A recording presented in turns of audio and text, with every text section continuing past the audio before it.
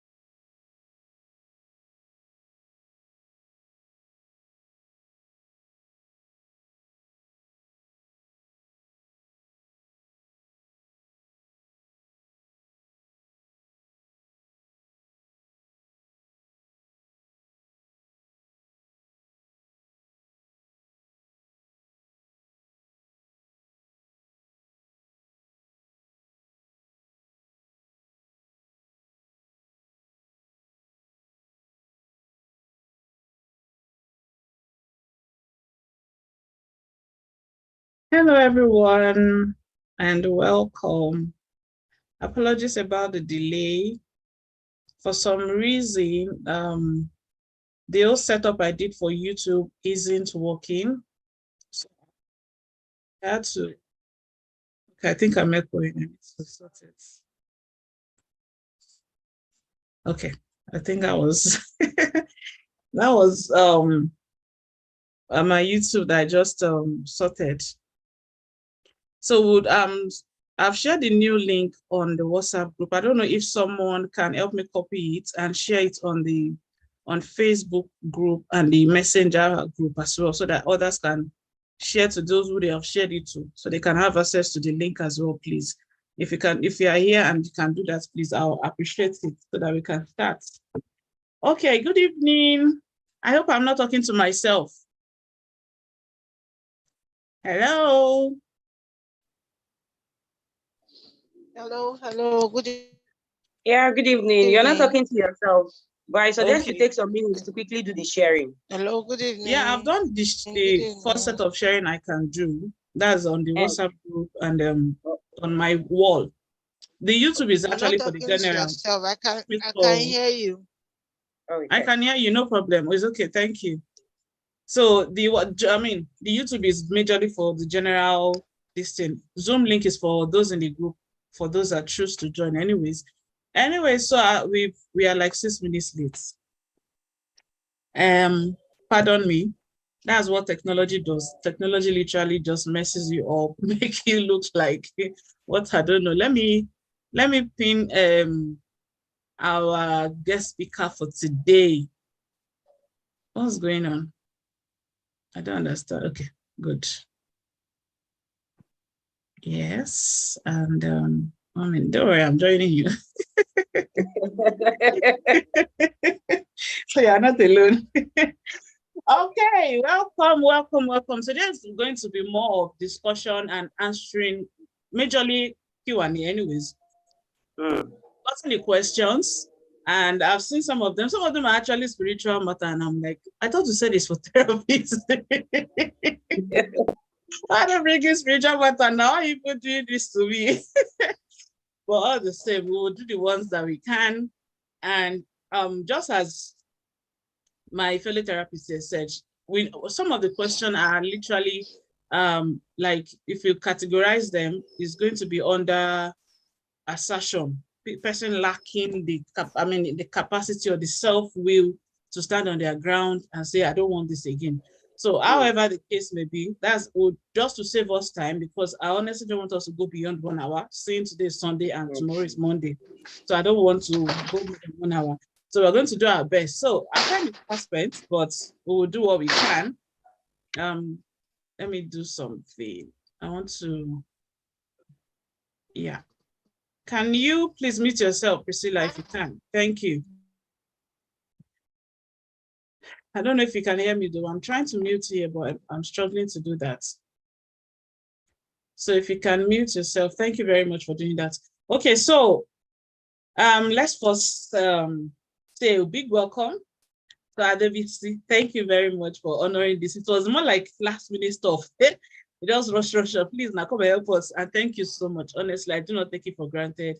And what actually prompted this was due to the question someone asked on the group saying, if you have a chance to ask a therapist a question, what would your question be? And the response I was seeing, I was like, okay, I don't need to do a special organizing of program. Let's just do this and let's answer as much as we can. Although I'm not sure we will be able to answer everything today. To be honest, I want to stick to the 1 hour. Even though we started a little bit late, I will still want us to stick to that. So what that would happen is maybe we would arrange a second time and then we'll answer the rest and any more that may crop up. So yeah, I thank God for bringing us today. Thank God for the opportunity to be here and to also be a blessing. So we are praying that God would speak through our mouths and bless lives, liberate, and also set people free. You know, emotional pain, mental health issues, all these things are a form of captivity. God will set every captive free in Jesus' name. And there'll be liberation.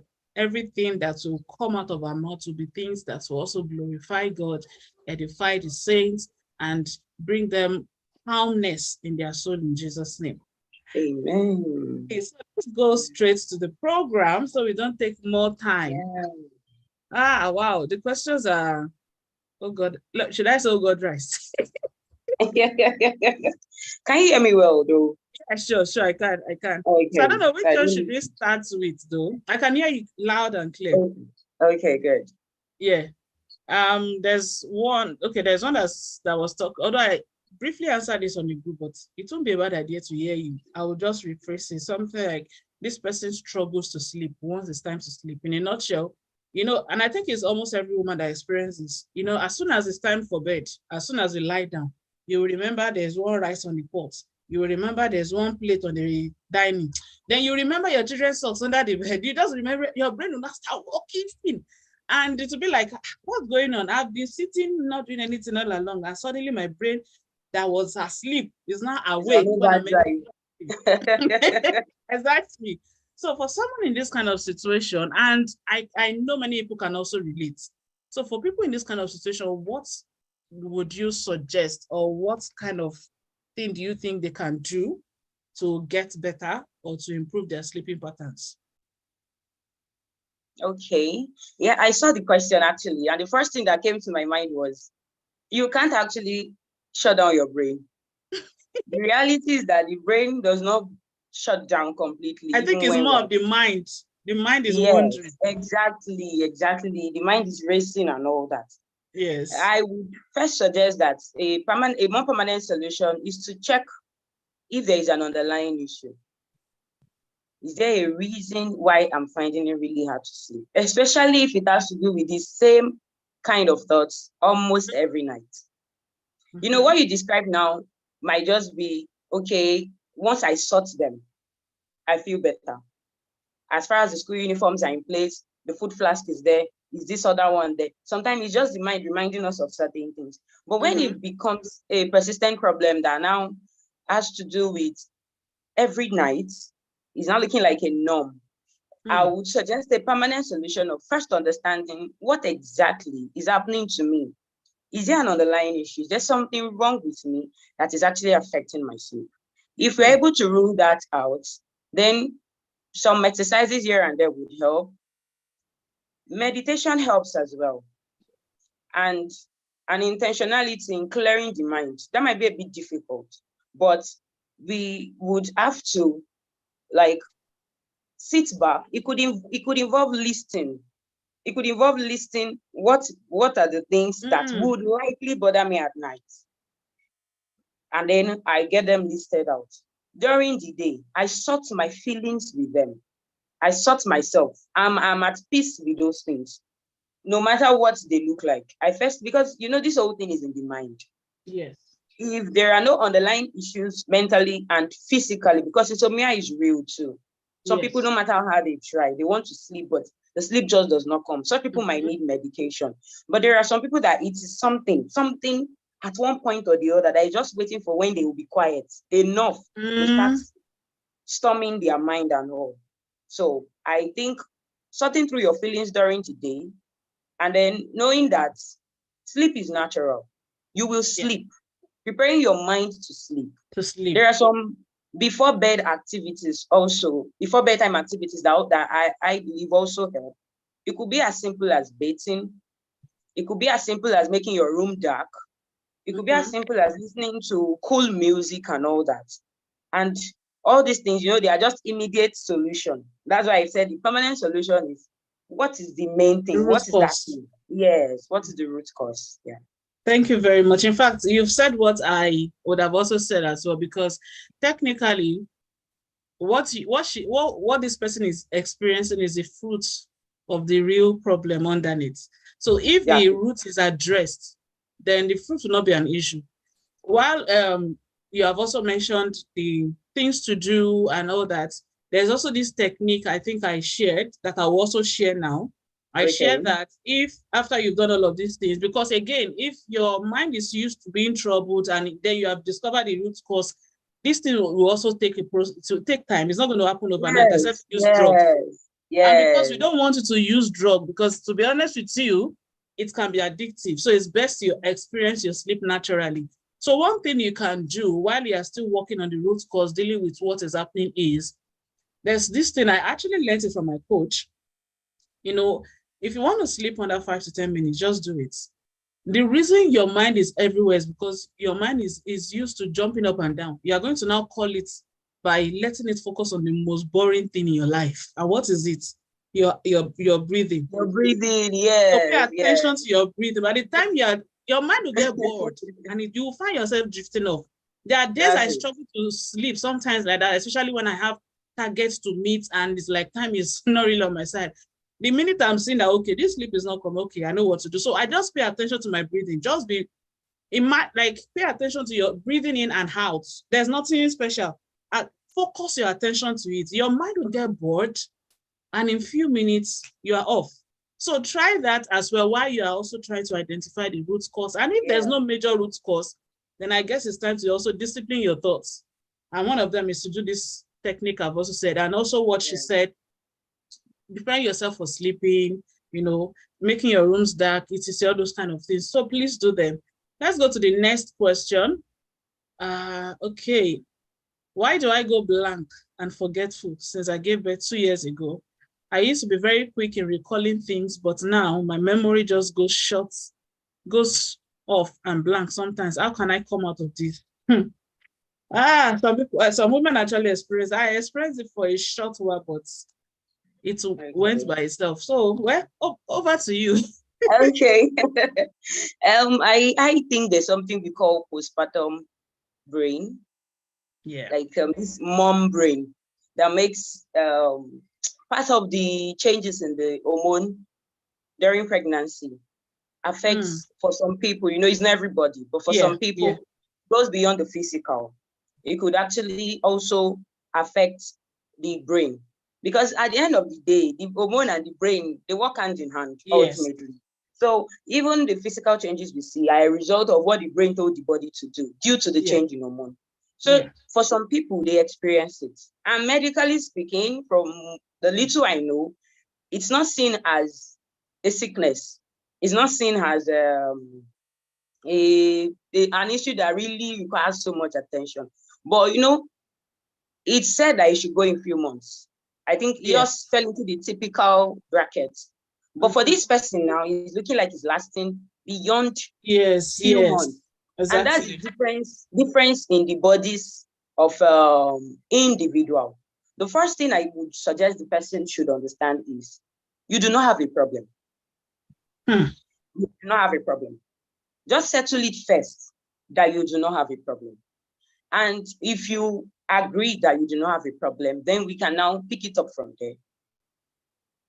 There are some of these issues that might require therapy, but then there are some self-help we can give ourselves. Because for postpartum brain, it's just a case of this brain has shifted, as in something shifted in the brain due to the hormonal changes. Yeah. And then after birth, environment did not help. Because the mother is all over the place, trying to do this, trying to do that, trying to whatever. I'm saying this because of the why in the question. Trying to do this, trying to, your brain practically shifts to the child fully. Because part of what goes on in the brain is the fact that our brain is preparing us to be extra sensitive to our babies. So it's a natural process, but then we react differently to it. Yeah. So we are more sensitive to the needs of the child. We are sometimes hypersensitive. That's what will make a woman know that this thing is going to fall on this child, and the woman is there before that thing falls. The mother instinct really, really rises, and it becomes very, very noticeable. So in a way, that's the why, and that's why sometimes it lingers. But in terms of what to do, I would first suggest, like I said earlier, there is no problem. Tell yourself, I don't have a problem. Then now you can keep calendar. Like you could actually set notification, because it is a phase and it will pass. No matter how long it lasts. No matter how long it lasts, it will definitely pass. You can help yourself with little things here and there. You might need to actually go about with a notepad to jot down things the moment they come. Then you need self-care, because there's something about self-care for the mother that makes her come together. If the mother is not focusing on herself, some people might tell me selfish, but I do not think so. Because at the end of the day, except there's somebody looking out for the woman is not looking out for herself. She's looking out fully for the child. So you need some measure of self-care. You need help. And you do not need to be ashamed to ask for help. That person actually needs help. It's for some people, why it lingers is being overwhelmed. Mothers are actually overwhelmed, and that could actually make it stay for so long. And we are different. We react to stress differently. Some of us have the threshold of pain is also different. Exactly. Some of us could actually have the ability to do some jama and get over it. But for some people, a little stress gets to them, and it doesn't make them bad. It doesn't make them weak. It doesn't mean it doesn't mean they don't have the capacity to be mothers. It just means that aspect of their life is the way it is. It is what it is, like we say. Exactly. So look for help, ask for help. Sometimes maybe you're not even readily getting it. Yoruba will say, if people don't know how to say ba, you should be able to say muwa. Muwa, exactly. That's the truth. And the truth is, people will not know you need something until you ask. Yeah. So don't wait for people to say, I'm here to help you today. And I see mothers that feel entirely responsible for the upbringing of their children. And for me, I feel this is a problem, because you can't actually be entirely responsible for raising your child. So when we change that mentality too, I believe it will help. Yes, because exactly. All these things is here. It's inside us. It's just the thought. That is it. Differently. If we can believe that somebody else will take it, somebody else can also help this child for the number of hours that will need to go away. Just leave the environment. Sometimes that's why you see some mothers cry as their babies are crying. They are crying because they are overwhelmed. Yes. They're overwhelmed. Or you cry even when there's no need to cry. Yes. They just get so choked up and all that, and it's not looking like, but I wanted this baby. Am I eating this baby now? So this postpartum brain fog, it comes and it will go. But first, know you don't have problem, and just get some coping techniques too. Thank you. I think I'll re-emphasize on that. It is not a problem. I think that's what saved me. I think that's what helped me, because I never saw it as a problem. I faced it at my first pregnancy. My first child, at second child, and my second child, it was worst. I forgot, and again, I was not experiencing ghosts. So but I think the first thing is I didn't see it as a problem. I had a problem. I didn't even acknowledge it as a problem. And again, then even the knowledge was limited, so it didn't even occur to me that was the only thing I knew I know was happening was only postpartum depression. Any other thing I didn't, but I noticed that I started helping myself by, I had this small jotter. I still have it, I still sit around sometimes in my house. Down, small, I write out lists, things I want to do. So somehow it started, I think it started jolting my brain. Yes. Doing things again. So I think that's accepting is not a problem first, and also helping yourself to like wake your brain up back. Yes, come back to normal. Exactly. And you know, some people, sorry, you know, some people used to also say that when women give birth, they tend to become olodos, so to say. You know, it's actually this thing. It's not that they become their brains. No. But there was no joke too about this. This person said when she was doing her degree and master, she was topping the list. When it was time for her to defend her PhD, the lecturer she was one of the people, people she was meant to defend in their presence was once a lecturer in degree level. The person wasn't like, when I saw this work at first, I was really impressed. But now knowing it is you, I'm disappointed because the man knows how brilliant she was. It was like she dropped. But she knows that it is giving birth that affected her. But well, she still got a very good grade. But in terms of mark, it is not a usual mark. So these things happen. So I think it's first of all even embracing the fact that you have just done a big work. Yes. You have just done a big work. It's not. Your body will need to recover. It will take time. Don't pressure yourself. Yes, maybe some people like myself, 2-3 months I was fine, except for later on when I had some life issues and everything. But at that period I was fine. But it does not mean that you should use someone else's time to work. Your body is different. Everything about you is different from the other person, even though they are female. So embrace your own self and be kind to yourself. I think we've answered that question. Yes. So I don't know if we should mix these two together. So I'll just read them together. One is, how do I overcome mood swing? Then another, which I think is kind of related. Then the other one is, why do I get panic attack whenever I'm broke?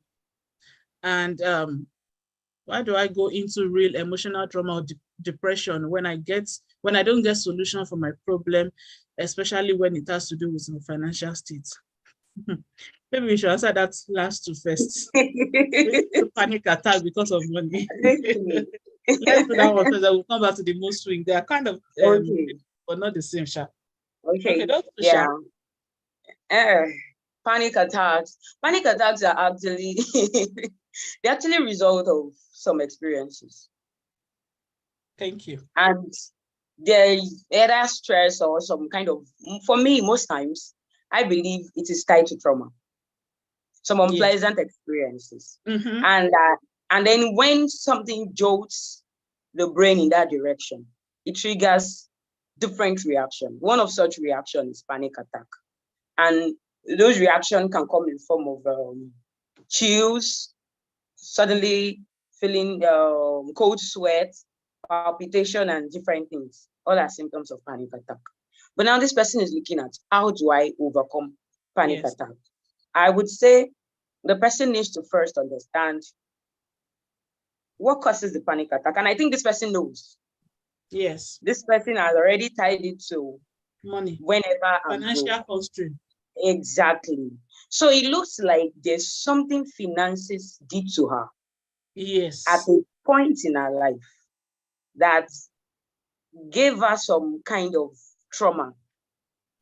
And the way somebody else might have gone through, trauma is a funny thing because different people go, trauma is not the experience, it's how we experience. I'm in a situation where I don't have money to eat for the next 2 days and I didn't panic. So you get, so trauma is actually something funny. The event itself is not the trauma, it is how we experience it. It's the interpretation, exactly. So this person somebody else might feel, oh, because you don't have money, is that why you are having panic attack?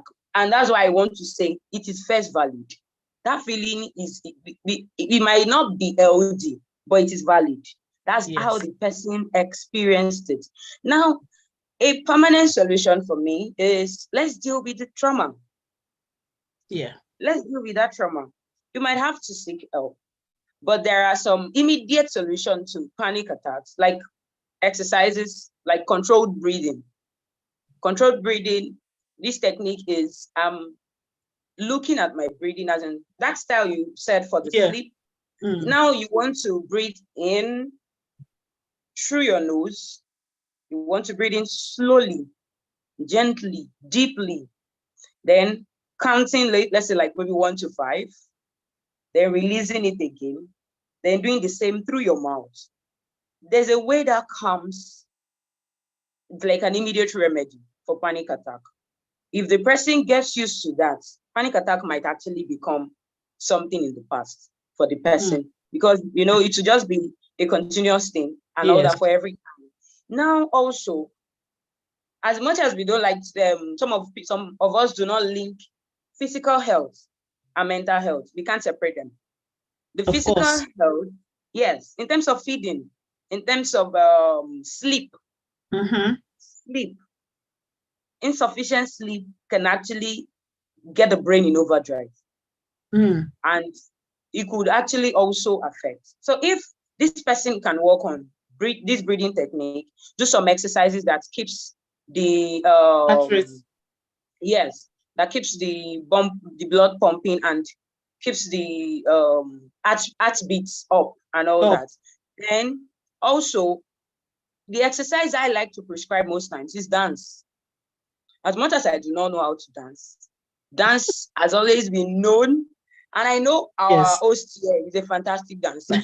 And which day I was looking at a video and I was like, this my sister is just doing therapy on a steady. It's one of the ways I get happy, and it actually does help. Yes. And another thing is, don't even think about maybe you are dancing for yourself. Yeah, dancing for yourself. It's not about dancing really helps. It helps us release this happiness hormone, like she said, and it keeps us up. There are a lot of things that we're engaged in that takes our mind off certain things and helps us to just stay on top of our game. But let this person first deal with that, because she's already a step ahead, in the direction of healing, in the fact that she already tied it to finance. So if I'm going to talk about that, I would say first settle the fact that it's okay to be broke. Sometimes. We all experience brokenness, actually, at some point in our life. Yes. We all experience it. It's okay. It may differ in how we approach it, but it happens. Yes. So sometimes we might want to get something. Today I was still saying it. And my girls, my babies at home were just laughing that. I said, how much is this? I wanted to buy something and I could not afford it at that time. How much is this thing? You know that kind of a thing. But it didn't get to me to the point of, is my life not feeling getting anxious, depressed. So the first thing is knowing that it's okay sometimes to wish to have something and not be able to afford it. And that thing that happened to you that time, that left a permanent, not permanent, a damage or a dent on what, on you as a person, on your mind, has nothing to do with you. Like, it's not you. It might have been somebody made you feel like you're a loser for not having at that time. It could be anything. But first recognize that it doesn't define you. That particular event of that time does not define you. And then, like I like to say, in terms of this mind thing, you can actually be mindful enough to control your thoughts. You can be mindful enough to determine what you think about. As a matter of fact, you can laugh at your thoughts. Is that why you're not? Yeah, exactly. You know that kind of thing. That why you're not doing like this, and you just laugh at yourself, and then you pick up something that is interesting to you, and life goes on. Now, but I think the person might get something out of therapy or talking to somebody, because the event itself that caused this trauma needs to be addressed so that there can be liberation. Okay, So thank over you. to Sorry, you. a call keeps coming in. A call keeps coming in, and I was trying to send the person a message Okay. to be aware. I mean, okay. I don't think there's anything I want to add aside the fact that I just would say that, you know, to the first way to, I mean, to also deal. This is not like a self-help that can help you depending when you realize this thing is that first understand that whatever it is that is making you panic is all in your head. And if tied to money, it means you are likely thinking, hey, there's no money to eat. People will see my secrets. I don't have this. All these things are in your head. What is thinking is for you. So what you first need to do is to remind yourself that this is my thoughts. It's not my reality, at least not yet. Exactly. Yes. Because reality we will not deal with. The funny part is it will never be your reality. But you will keep panicking over what is going on here. So always remind yourself that this is my imagination. Then once you identify that, stop the thoughts. It's like a negative, automatic negative thought. You crush it. The minute it's coming, you crush it and replace it with something positive. It's, to be honest, seeing a therapist would be the best. But just a few things that we've said, I believe it would help you to an extent. Identify the problem and the triggers. Interpretation you gave to the problem. Because it is not the money that is the problem. It is the interpretation you gave to the situation around what led to this trauma that has left you panicking. So when you identify the interpretation, which most likely is an exaggerated thought. It is most times.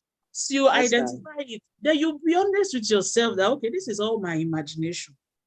And there's so wicked in this imagination does, because I've been there. When I went through a traumatic experience, imagine someone kidnapping your children. Yeah, it was very traumatic for me. I was going through that trauma for more than 1 year. But I had to go for therapy. So that's why I'm still saying go for therapy. Yes. And if I want to say I'll prescribe the kind of therapy you should go for, look for a professional that is good with CBT. It would help you. Yeah. It will help you to realign your thoughts and help you to be able to think differently and able to now face that fear, and then you realize it's all shadows. So please, you'll be fine, and be kind with yourself, and always remember that it's normal to not have money sometimes. Even if it's taking a long time, it is normal.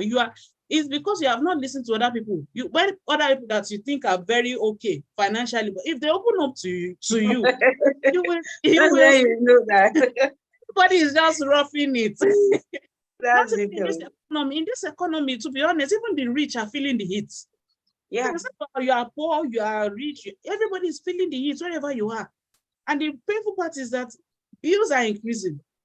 Like yesterday in my house, I was just thinking, I said, wait, my income 2 years ago was not as what I have now. I was not struggling. I am finding it hard to cope. And now it's like I'm struggling. Yeah.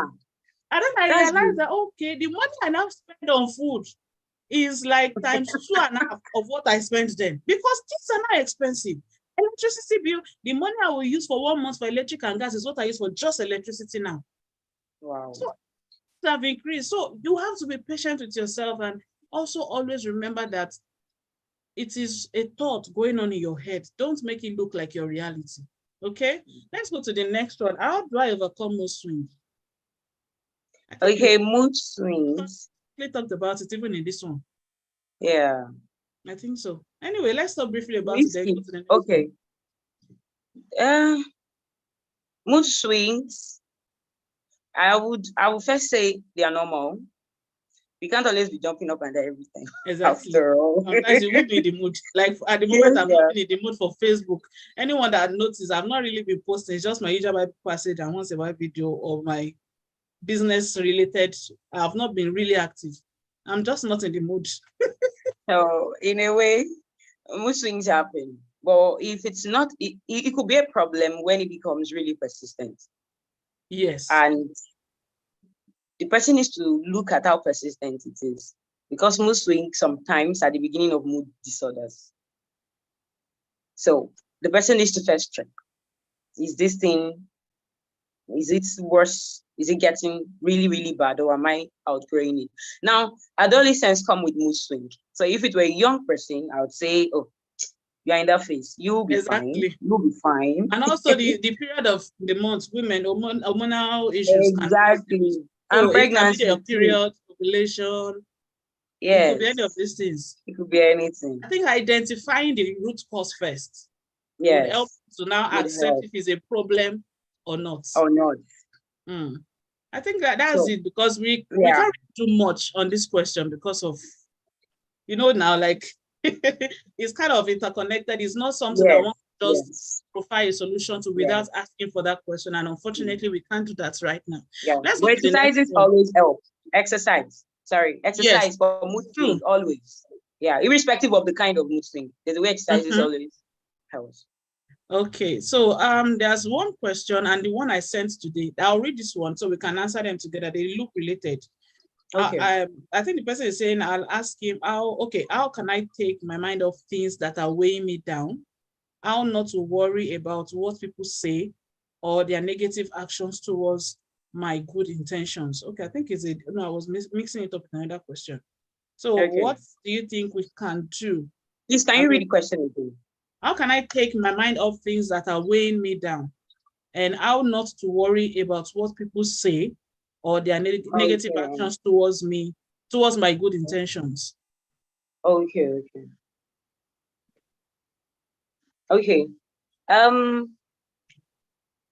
I like to use this thing we call circle of control. It has always worked for me, for my clients and all that. It puts a lot of things into perspective. And circle of control is what is in my control, what is out of my control. Now, the things I have in my control, if I can come to terms with these are the things in my control, these are the things out of my control, I believe we would actually not have this question. Like, it will not be a problem. I think it's the need to satisfy people who will be in the good book. Yes, and the need to get validation from people. But the truth is, how people perceive me is not in my control. Exactly. What people think of me is not in my control. How people react to even my best intentions is not in my control. The outcome of everything I do, even when I've done so well, including writing an exam, is actually not in my control. I can give my best and it looks like, what really happened? Exactly. So, if I can understand that this thing is not in my control, what I have in my control is my reaction, my action, my thoughts. Exactly. I could even help my feelings. The moment we shift from the things in our control to the things out of our control, we stress our mind. We stress ourselves, even physically, because we can't control people. We can't determine how they react to even our best intentions. Now, if we understand that, we'll know that whatever people say about us, recently, I think not even recently, for some time I've been seeing those kind of posts. And I think I saw something like that on the Roots. Is it my recent video where I wrote me to the people that are assuming, I think our network is, oops, let's wait a little bit. Okay, looks like she's back. Thank God, you're back. Yes. Anything they say about me is true. Don't bother trying to ask me. Just believe. Exactly. Just believe that it is true. It's okay. Believe whatever Can you adjust it? Okay, he's back. It's okay. Believe whatever you want to believe. I cannot come and be explaining myself. If they tell you I'm a witch, my dear, yes, I am a witch. I'm flying. That's it. Now, because there are some people that no matter the explanation you give, doesn't change what they believe about you. They are usually the people that don't even care about your life. At the end of the day. That don't need the explanation. Yes. So we need to come to terms with the fact that there are some things, is this struggle to have everything under that affects us? Struggle to have everything in our grasp. Perfectionism. That's what affects us. Makes us, there's a feeling we have when we feel we don't have everything together anymore. So please, I would drop an image on the group after now that has this circle of control and everything. It's when come to terms to the fact that there are certain things that you cannot help. And one of it is what people think of you. Exactly. What bad things people say about you. How they react, even when you are giving your best, how they react to it. You can't, but you can control your own thoughts and your thoughts, your response. Now I tell people, response to events or response to what people do to us is us. I don't know how to explain that. It's a function of us. Like it is not the people. It is the moment it is exactly. The moment the people are the ones determining, then they're in charge of our lives. Exactly. And I'm sure you don't intend that. People should not have so much control to the point where they can say, Timba Shevai, she will do like this. And then you give it to them. They can predict you. Yes. Especially in negative things. Exactly. Then what we do invariably is we give them so much control. That's one. We reinforce that negative behavior in them. We make them come back because there's a satisfaction. People who are how to stress you get from your why did you do this? There's a satisfaction they get. So the moment you give them the desired reaction, you're reinforcing them. And they will come back. When you reinforce them, they will do it again.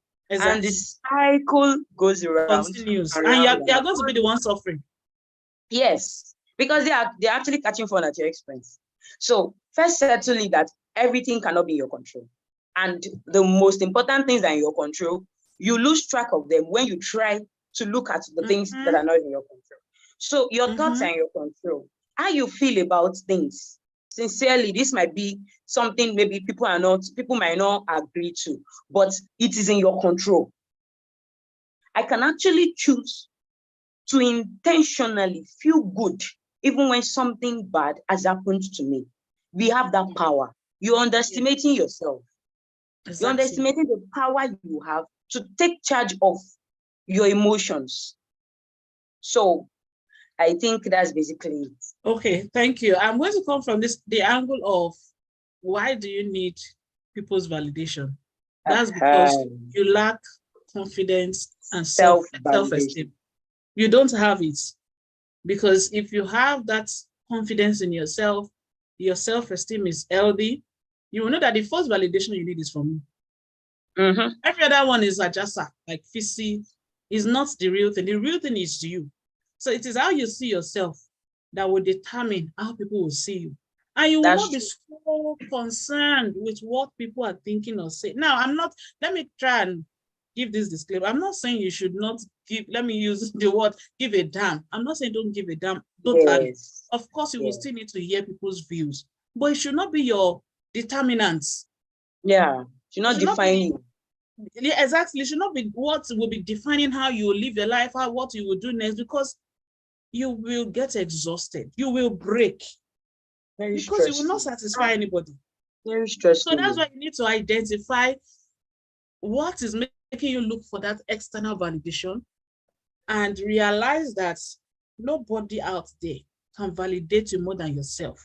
The minute you can work on getting that validation by yourself, for yourself, if everybody choose not to see you, it's their choice, it's their problem. It's not going to be on you. You will know that you are enough. Do you understand? So I think that should answer that question. Let's go to the next one. Okay, this one says, I'll ask, how can I overcome childhood traumas? That is, the person went into a little bit details. Beating was the order of the day for me while growing up. My uncles beat me for pleasure, and now I find it really hard not eating my child at any slightest provocation. I'm really trying and I'm making efforts, but I believe I can do better than I'm doing. So my question will be, how do I totally overcome this? Okay. Childhood trauma. Yeah. It's actually real. We do not give it enough attention sometimes, in my opinion. Yes. It's real. And I'll start by saying I'm really sorry. I don't know if the person is listening. I'm really sorry about what you had to go through. And I'm sorry about how you experienced it, the interpretation that came to you with those events and how they are now playing out in adulthood. but it has happened. And now we need to move on. The first thing is recognize the trauma, and it looks like you have. You've recognized that point where you were injured, what the injury was, and how the wound is looking. And the next thing now is you want to go on a journey of reclaiming your life. How do I mean? You want to decide to actually own yourself back. Because somehow what trauma does is it holds us stuck in the past. It makes us stay at the point such that it's like taking 2 steps forward, taking 3 steps backward. We try to go, but it's like something is pulling us back. When we think we've actually gotten over it and we are okay, something just comes back. Because like I tell people, it's like an injury. You have an injury. You know the way when we've not treated injury and it's not actually healing. There's a way it decays inside, but on the outside, it looks like there's one dryness that gives a false impression of its healing. So that if something in the slightest way hits that spot, you feel really, really like it feels really painful. And sometimes it could even still draw blood, despite the fact that it looked dry. That's the way trauma is. Now it's time for you to actually face it. Sometimes I tell people when I have sessions with people that have to do with trauma, I tell people it gets worse a lot of times before it gets better. It's better. Because we need to do some digging. We need to do some going back. There's something that happened. There's something that went wrong. There's something that got locked up. There's something that was unleashed, maybe, that needs to be confronted. So the first thing now, you've attached the trauma to something. You've recognized what the trauma is. Now you want to face it. And it's like you going back to the child in you to be the kind of adult you want to have had. To say, don't worry, it happened, but it's not the end of you. Now, this like self-talk, but sometimes that's what we need. So it's like you calling that child that is hidden somewhere, crying from the pain, because trauma can be really deep in the sense that even as an adult, when it comes back, it's like you are feeling exactly how that child felt.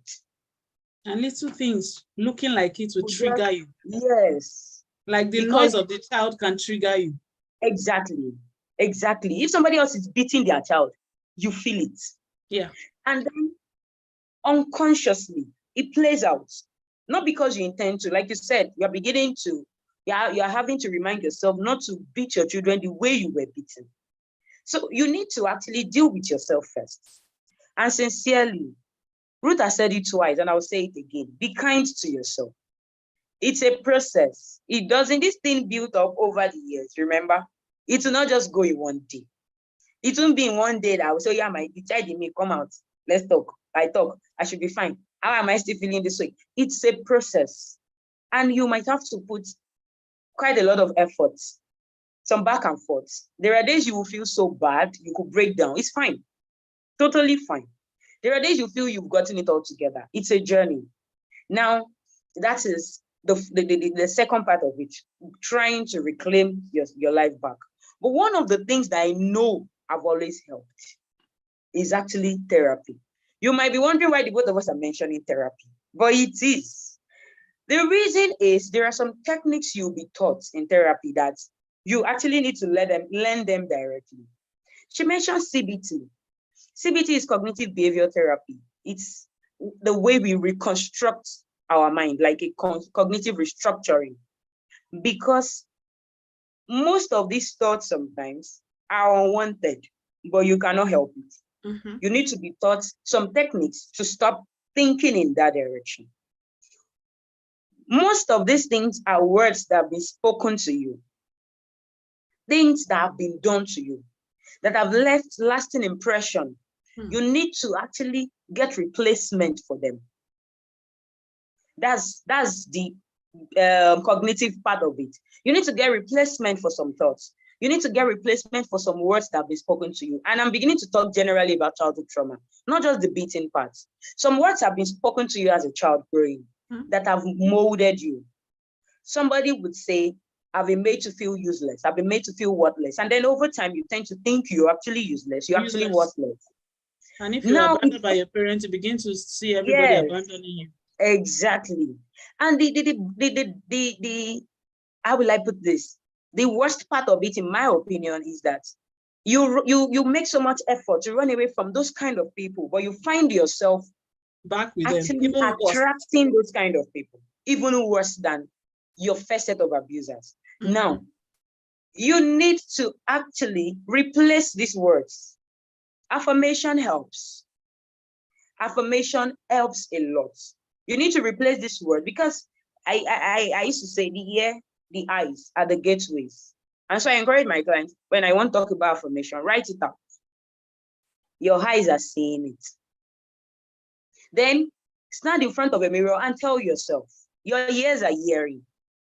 And you're also seeing you telling yourself with confidence, with smile.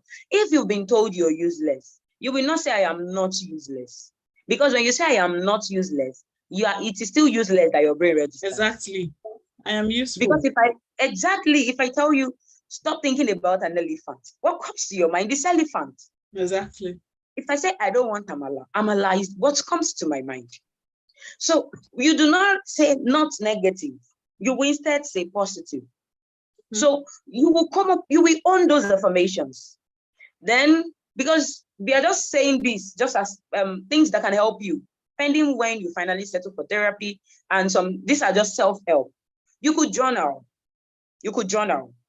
Journaling helps. Yes, you could journal, write down feelings, track your feelings. What that does is it gives you awareness, makes you really aware of where you are part-time.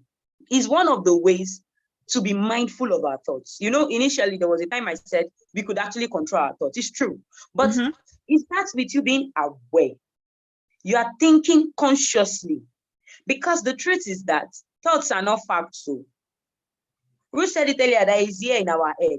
Thoughts are not facts. So you want to get to a point where you can actually be aware.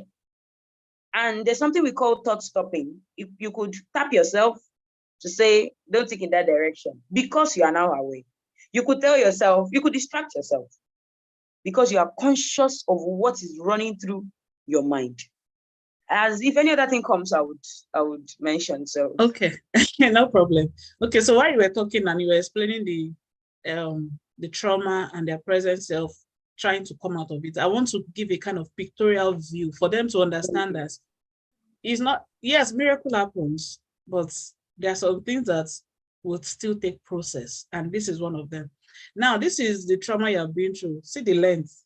Can you see how big it is? Let me put my phone. Yes, now this is the new you. See the difference. This is the new awareness, and this is your trauma. See the big size. For this new one to conquer that one, this one will need to grow, and it will take time. It will take learning, falling, rising, crushing, standing, crying, crawling, and keep, like you will experience this thing, because one, that trauma has definitely built a habit in you. That is why it's coming out with you beating your child. So it has formed an habit. It's already an habit. You can't break it like overnight, or hey, I bind everything that. See, you will pray, but you will also be intentional. And then when you now make the mistake, one of the ways to hold yourself responsible is to carry that child and say, I'm sorry, I will not beat you again. See, by the time you do it next time, the child will say, Mom, you say you will not beat me. But see, by the time you say, I am sorry 10 times, you'll feel ashamed. The next time you are angry, next time you are angry and you want to lift it, and you will remember that I said no beating. So you will not look for another means to deal with it. Of correction. So you see, to break an habit, everything comes in play. Your spirituality is needed if you're a Christian. Even if you're a Muslim, you believe in something, go to that superior being that you believe in. Then you now have to work together with God, because an habit will not fly out overnight. No, it will go with time. It will go. There's a process. So it's not magic. God is not a God of magic. He's a miracle worker. And there are some things that will go through process. And again, just as Bisi said, you will need to visit that childhood. This is something I do with my clients. I tell them, we are going to visit your past. They first of all run away. Yes, so it's not easy actually. It's not easy. They run away. And It's you not know, easy. by the time we are now going to that past, we are after one session, they may not come back for the next 2 sessions. And you know the sweet thing about visiting your past in this situation, it opens your eyes. You begin to see things in a different perspective. Then From how that you abused experienced it you, earlier. you will now see that they were acting out of stupidity and foolishness. Or It's maybe not- they've even been abused. Exactly. And a hurting person, not others. That's Yes. basic. Yes. So you will not be able to even pity them. When I tell people I pity the person that abused me, they look at me like I'm not normal. No, it's because No, I have okay. come to understand that you cannot give what you don't have. True. They cannot love you when they have not been loved. They will beat you because that's what they feel is the right thing. They don't know kindness, so they can't show it. So by the time you visit your past, you will be able to reparent yourself. You will not be your own mother or that uncle. Yes, so. Yes, so. Like there's this thing I do with my clients. I tell them, sit down. Now close your eyes and think back to that story. Now imagine yourself becoming your own mother, but instead of beating yourself, you are not patting yourself. Yeah. By the time they are coming out of that mood, they cry. They're like, "Thank you very much," because they feel better. So, but before we got there, my sister, it was a struggle. It was a struggle. They run away. They are like, "I can't do this thing. No, it's too scary." And sometimes I understand them. Who would experience rape and want to be visiting the thoughts? You won't want to visit because they've developed hatred for themselves. Yeah. They've believed that no man can love them. These are the beliefs we have to break through. So guilt. That point, I know we have to visit. So visiting that past is not easy. So I know. But you see, if you want to move forward, you have to cut off the shackles tying you to the past. And the only way you can do it is to go back to that past. Go back there. Exactly. Yes. Then when you have now broken it, you see this small little one that you are just nurturing. You will not keep nurturing, keep feeding. When negative thought is coming, you cut it off. You focus on this one depends on it because your life depends on it. This is a mini therapy anyway. So just do these few things. Feed this baby. Positive affirmation, sing songs, dance, feel good, go out, take care of yourself, and tell yourself you are not a failure. Tell yourself you are different from those that abuse you. Tell yourself you will take care of your child differently. You will love your child, you will nurture your child. By the time you keep feeding this one, it will not become even bigger than this one. Yes. But it will take time. So wow, our time is fast spent.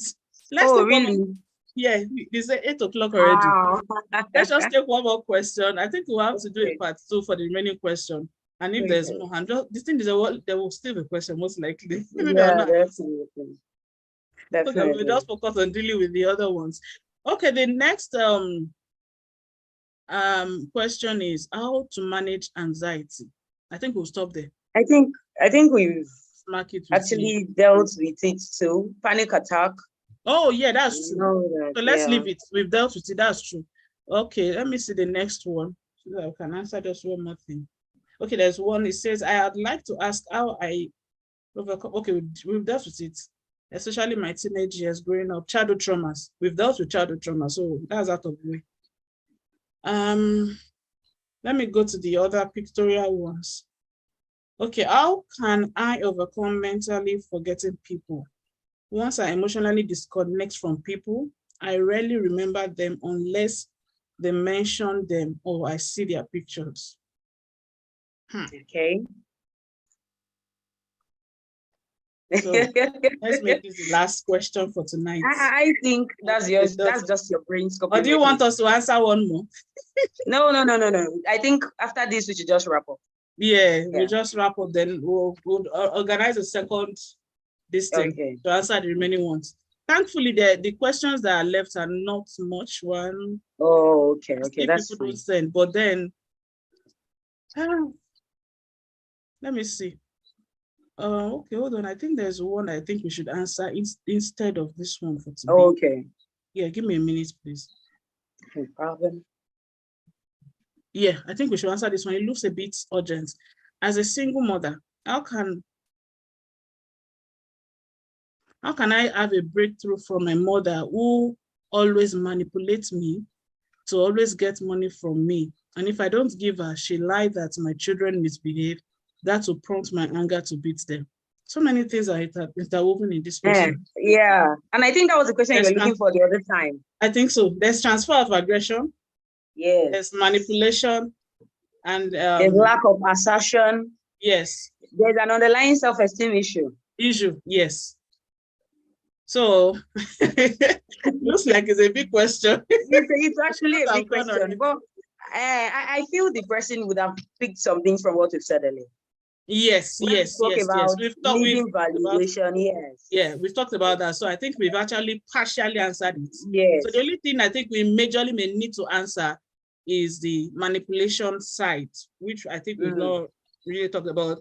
Beating children, managing yourself, we've actually touched it. So let's just focus on the mother manipulating her, to get money from her. So how do you think one can handle this kind of situation?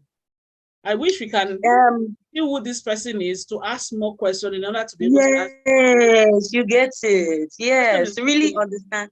Yes, it doesn't do justice to the way the question is asked, does not do justice to the issue. But there is a part I want us to look at. We have individual differences. We have different temperaments. Yeah. And we have 4 basic temperaments. There's a particular temperament that naturally they are yes people.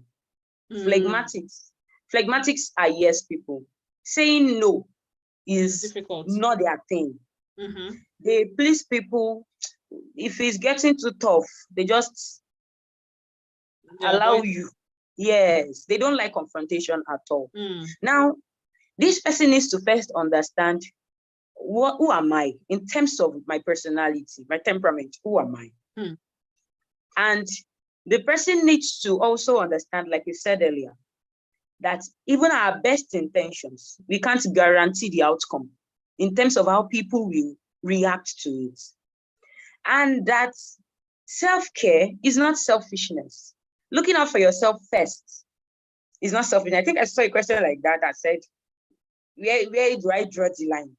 In a way, it is related to this, because if I'm looking out for myself first, somebody will say I'm being selfish. If I'm being selfish, I would know. It's not about that person, even if the person thinks I'm being selfish. Yeah. In fact, even if I cut my head and give somebody, the person might still feel I'm being selfish. Why didn't you add your leg? If you add your leg, how come your hand is not there? Because you keep asking for more. Yes, human beings are human beings. Yeah. Now, you will know if you are really being selfish by yourself, because everyone has a conscience. And if you are children of God, if you are Christians, this is the Spirit of God in us that lets us know, no, you didn't do well there. No, you could have done better. That thing you did is somehow.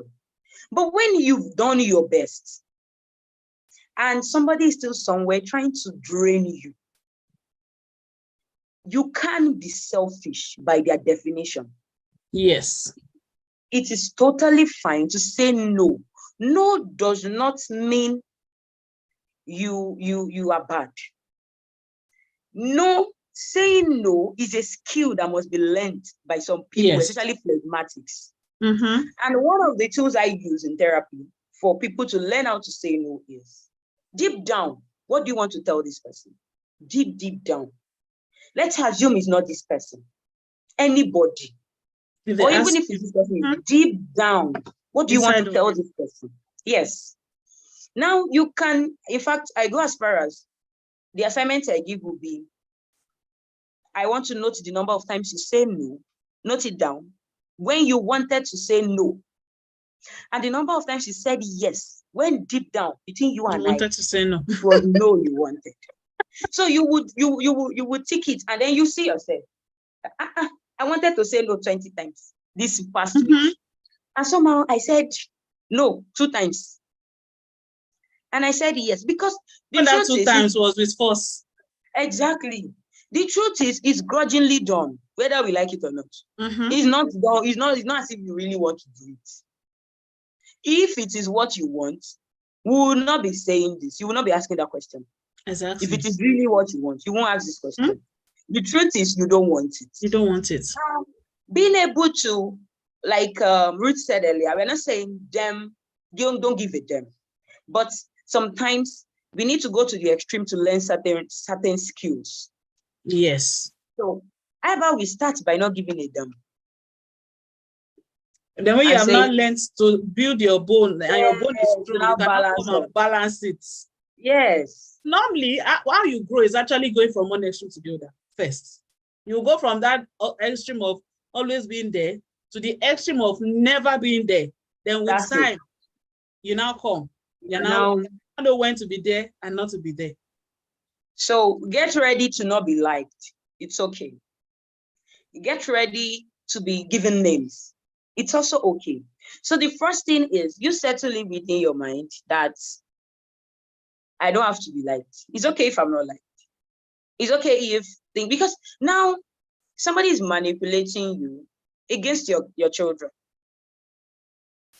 If your children are girls, even irrespective of their gender, you're invariably raising another person that would be easily manipulated because they see what's happening. Now, and if they now hate the manipulation, they will become the manipulator. Exactly.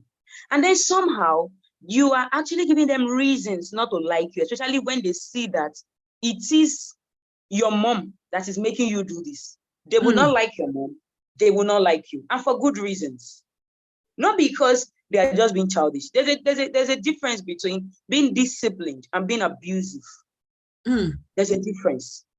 If I'm being disciplined, I would tell my children will know the reason why I'm beating them. They would understand. They might not like it, but that's why you see children come by themselves to apologize for wrong done, even if you happen to have beaten them. They will still come back to say, "Mommy, I'm sorry," and this, that, and they finish it by saying, "I love you," because they understand that Mommy loves me, but I'm the one that did this. But if for every slightest mistake, there is a corresponding over punishment, because that's what I call it, then we are actually setting these children up to believe that there's no forgiveness. Nothing should be overlooked in life. Nothing should be seen as a mistake. Everything should be given some kind of judgment, and the judgment is judgment, is heavy. And then we just put it on them. And somehow at some point, you leave these children with this mother sometimes.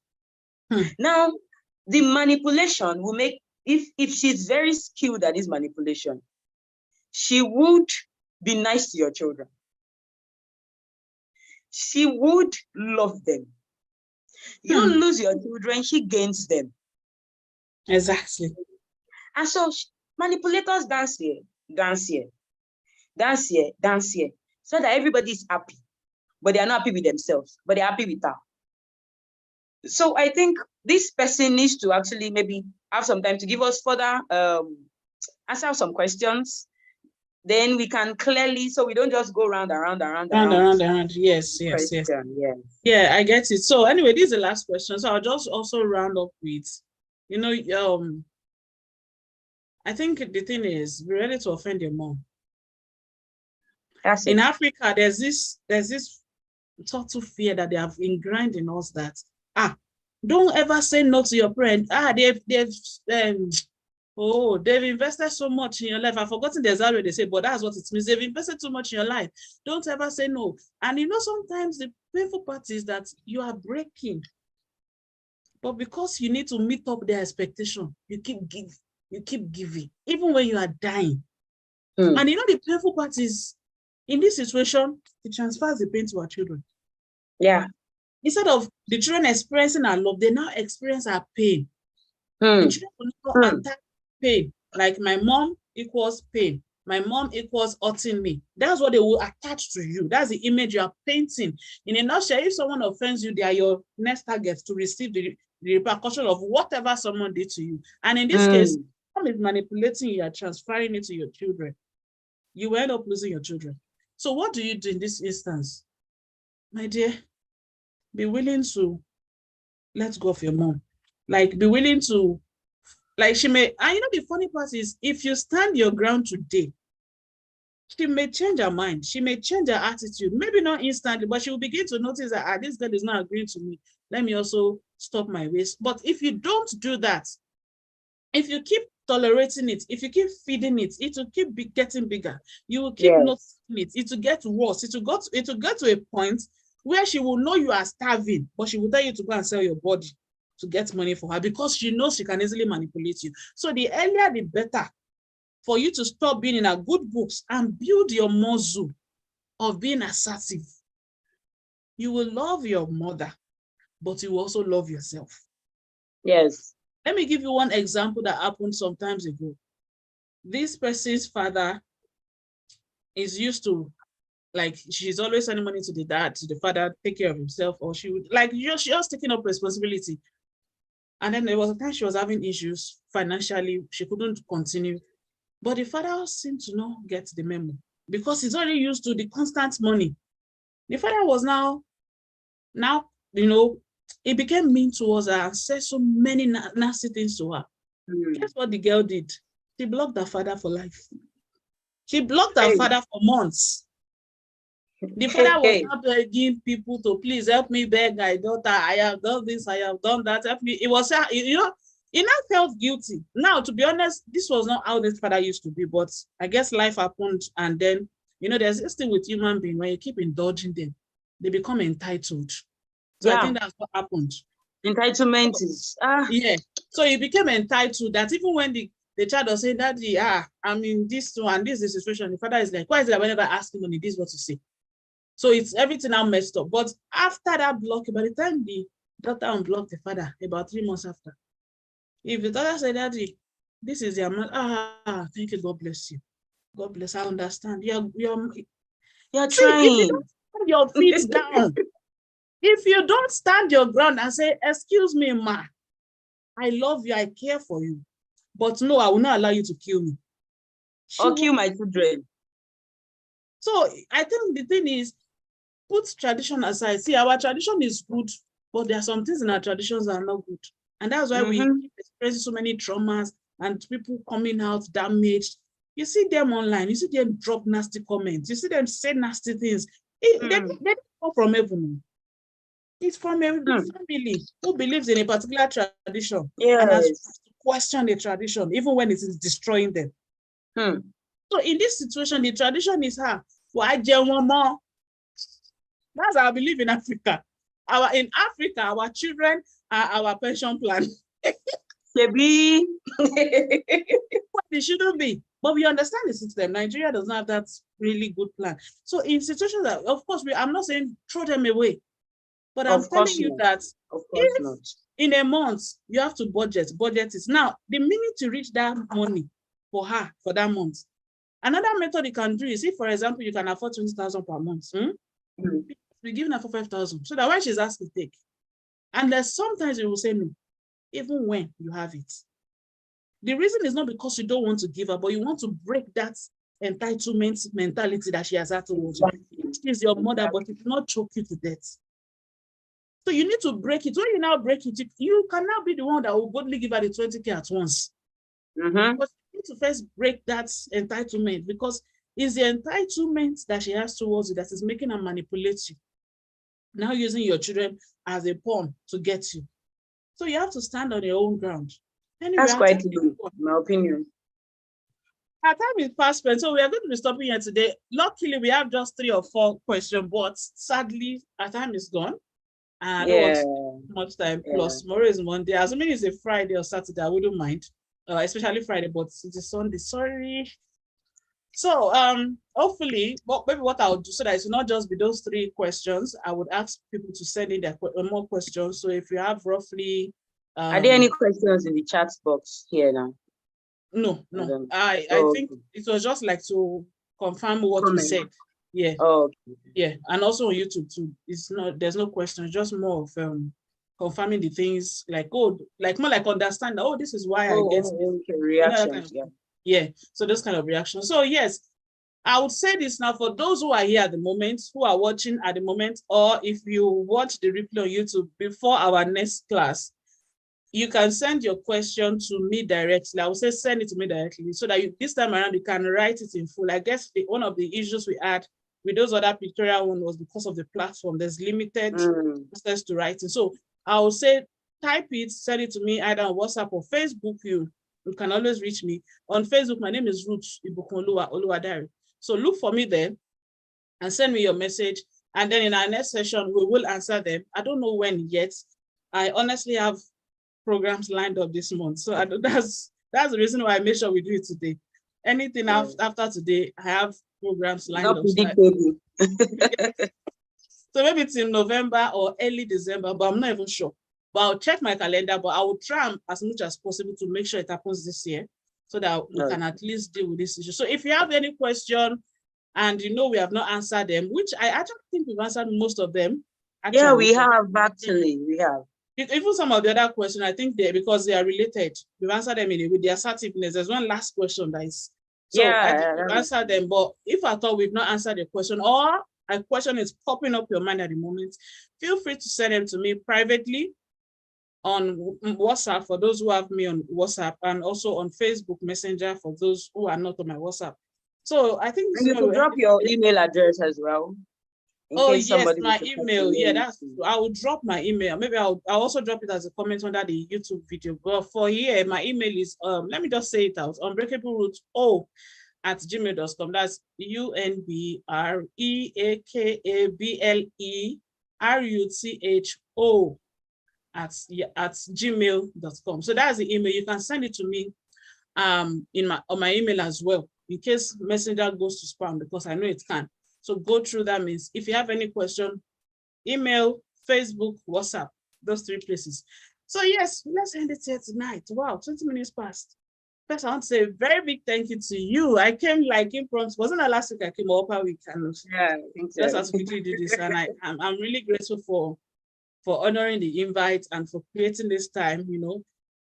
I know how much I charge per hour. and I still have somebody that recently that's just because I'm studying some courses at the moment, that once I'm done with that course, my price will increase. So I know it will increase because I've invested. So let's get it, because you will get the dividend of what you're paying for. Of course, now, of course. I'm already giving them, funny enough, I'm already using the skills at the moment, but I'm just like, let's calm down. Let's calm down.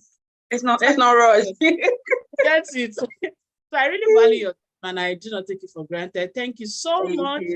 Thank God you. bless you. And I pray that God will reward you as well in Jesus' name. Amen. Amen. Thank you. Now, everyone, thank you all for joining. And please, for the next time when we share the flyer, please try to invite your friend. And also send your questions as I've mentioned earlier, so that we don't, and also when you're sending your question, please give us a little detail. There are some that I had to jump, and there are some we could not really answer in depth because it was more of surface level, and there are some things that obviously, yes, again, you will still need therapy, but this one will still help you, at least spending the time for therapy, because we both know that therapy is not cheap. I know it's not cheap. But my first therapy, I had to go through the government to get a free therapy because I know I needed it, and I know this is not everywhere. That's why we are doing this little that we can. Send in your question and we will answer. So send them in detail. That way we can answer you in a better way. You understand? So yeah. This is how. And the beauty of it, the beauty of it is almost all your therapists have been in therapy.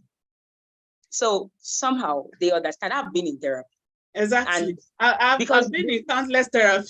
Yes, no, not countless, but it's part of the process. You get so yeah. So we understand it's not cheap, but we also know we get value for it when we make the payment. Exactly. The payment that you are being charged is not, sometimes, again, let me also say this honestly. Some of the reasons why this payment, apart from the fees of maybe platform or whatever you're using, some of the reasons why we do this payment is so that you can take it serious as well. Actually, because sometimes people, when they get something that is free, they don't take it serious. I used to do when I I've first started. experienced that personally. When I Yeah. do free sessions, Yes. the moment they start feeling a little better, they go off. But when I charge you, the fact that you have dropped your money, you will stay consistent. Definitely That's why. now. So Definitely. this free one that we are Definitely. giving you, even though it's not one-on-one, it's more like a group coaching. Please Yeah, make group use of these therapy. tips that we have given you. And please, I want you to also know you will still need therapy. So as much as you will you use these self-helps, still, I mean, have a budget for your mental health, which is saving to see a therapist. So this is what we'll say a good night. Thank you all for coming. I really appreciate you all, and have a beautiful week ahead of you. Yeah, bye-bye.